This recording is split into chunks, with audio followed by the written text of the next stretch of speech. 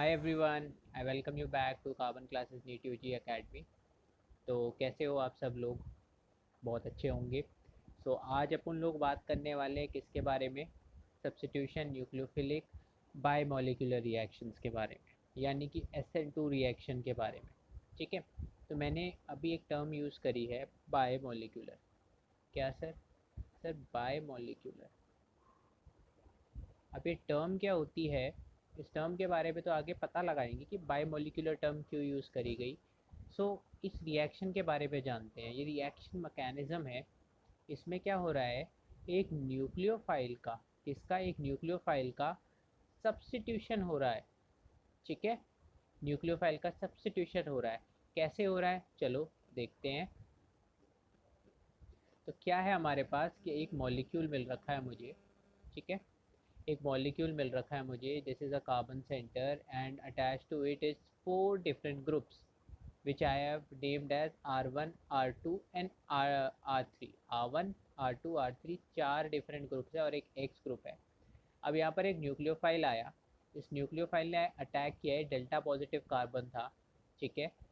इस न्यूक्लियोफाइल ने यहाँ पर अटैक किया। इसके अटैक करने के बाद हमें जो स्पीशीज़ मिली, वो स्पीशीज़ कुछ ऐसे थी जिसमें न्यूक्लियोफाइल यहाँ आके अटैच हो गया और साथ में क्या निकला? साथ में एक्स माइनस निकला। एक्स माइनस मतलब जो लिविंग ग्रुप था इस केस में, तो वो बाहर निकला। अब बात करते हैं रिएक्शन हुई कैसे। तो सर न्यूक्लियोफाइल आया होगा। न्यूक्लियोफाइल एक इलेक्ट्रॉन रिच सेंटर है। क्या ढूंढ रहा है वो? डेल्टा पॉजिटिव कार्बन को देख रहा है। तो ये कार्बन है। एक्स कोई हेलोजन भी हो सकता है, कोई भी एटम हो सकता है, गुड लिविंग ग्रुप जो हो। ठीक है।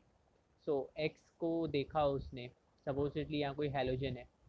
यहाँ देखा हेलोजन है, तो यहाँ डेल्टा पॉजिटिव चार्ज होगा, क्योंकि halogens are generally your electron withdrawing, minus I effect show करते हैं।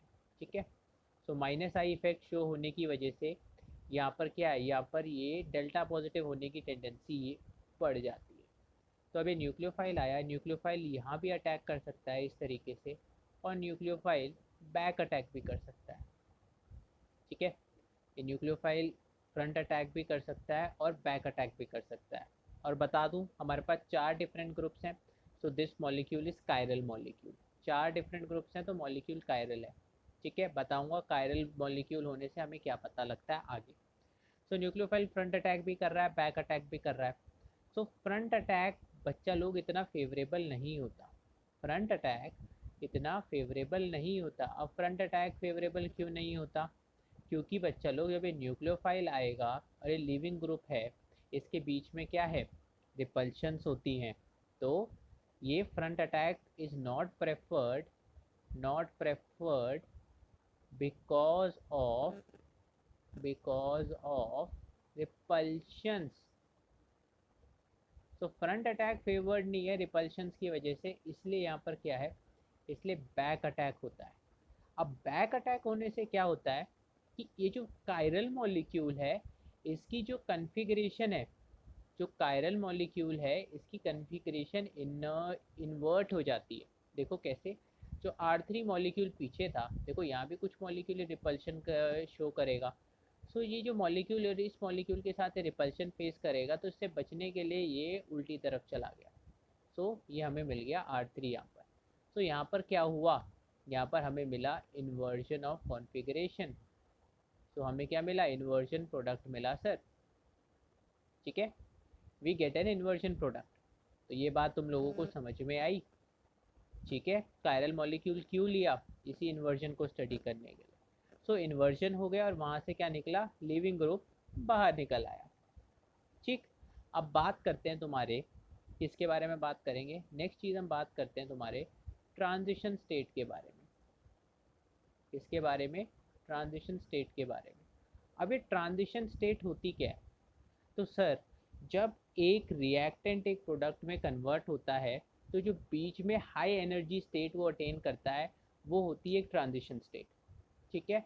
अब उनमें तुम्हारी अगर केमिस्ट्री थोड़ी स्ट्रांग है तो तुम बता सकते हो ये मैंने कौन सा ग्राफ बनाया है, एक्सोथर्मिक का या एंडोथर्मिक का, कमेंट बॉक्स में लिख के बताना। ठीक है। ये ग्राफ मैंने एक बनाया, इसमें RX मॉलिक्यूल था और यहाँ पर था R न्यूक्लियोफाइल। तो तुम्हें क्या मिलाया, ये था रिएक्टेंट साइड, ये थी प्रोडक्ट साइड। तो ट्रांजिशन स्टेट क्या होगी मॉलिक्यूल की, कहाँ पर होगी ट्रांजिशन स्टेट, तो ट्रांजिशन स्टेट कहाँ होगी सर, यहाँ पर ये जो मॉलिक्यूल की हाई एनर्जी स्टेट होगी, this is your transition state. ठीक है, यहाँ पर मॉलिक्यूल की जो स्टेट रहेगी that is your transition state. अब बात करते हैं ट्रांजिशन स्टेट रहेगी क्या, बात करते हैं ट्रांजिशन स्टेट रहेगी क्या। तो जो ट्रांजिशन स्टेट है बच्चा लोग, ये कुछ इस टाइप से रहती है। ठीक है, बट ध्यान से देखना यार मैं क्या बना रहा हूँ।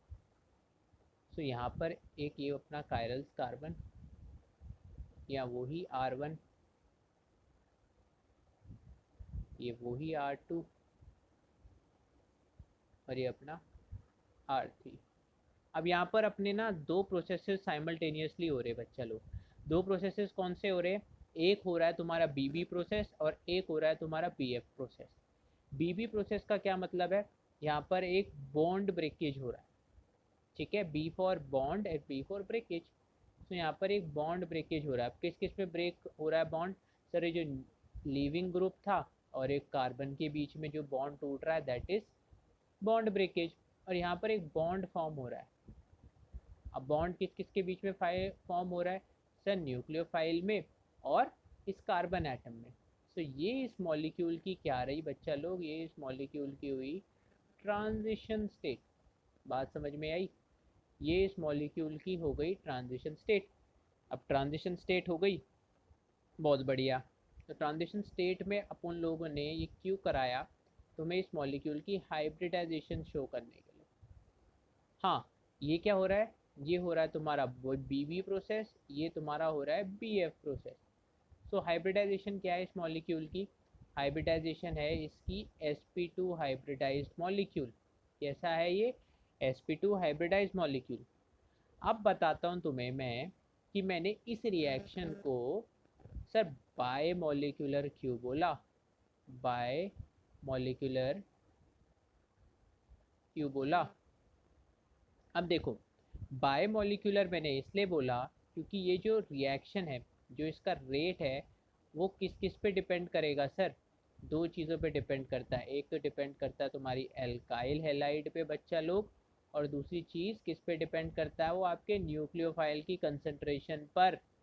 सो जो रेट ऑफ द रिएक्शन है ये आपके दोनों चीज़ों पर डिपेंड कर रहा है। That is why I called it a bye molecular reaction.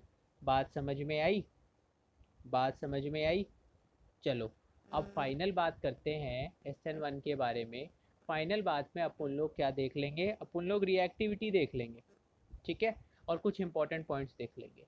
सो एक इम्पॉर्टेंट पॉइंट है बच्चा लोग इसमें रिएक्टिविटी का, कि पहले तो देखो, पहले तो बात करते हैं बल्कि ग्रुप के प्रेजेंस की। अरे बल्कि मोटापा, ठीक है, बल्कि ग्रुप से तो सब परेशान है, और SN2 रिएक्शन भी परेशान है। सो बल्कि ग्रुप की प्रेजेंस क्या करेगी सर, न्यूक्लियोफाइल के एडिशन को हिंडर करेगी।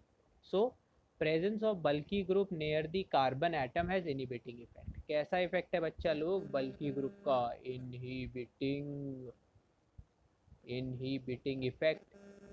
अब बात करते हैं तुम्हारे किसके बारे में, रिएक्टिविटी के बारे में। फाइनली रिएक्टिविटी, ठीक है, आपको पता है कि लिविंग ग्रुप्स एल्काइल हैलाइड सबसे बढ़िया लिविंग ग्रुप होते हैं। ठीक है, so primary halides, primary halide की रिएक्टिविटी ज़्यादा है as compare to secondary halides and as compare to tertiary halides. ठीक है, बात समझ में आई। चलो एक और लिख सकते हो, जो आपका रेट है इसी से, जो आपका रेट है वो इन्वर्सली प्रोपोर्शनल किसके है, 1/स्टेरिक क्राउडिंग। ठीक है, तो बच्चा लोग आज की रिएक्शन, आज की क्लास यहीं समाप्त। मिलते हैं नेक्स्ट लेक्चर में। टिल देन अच्छी लगे वीडियो तो फॉलो, लाइक और कमेंट FLC ज़रूर कर देना। ठीक है, hope you have a nice day है। बाय बाय बच्चा लोग।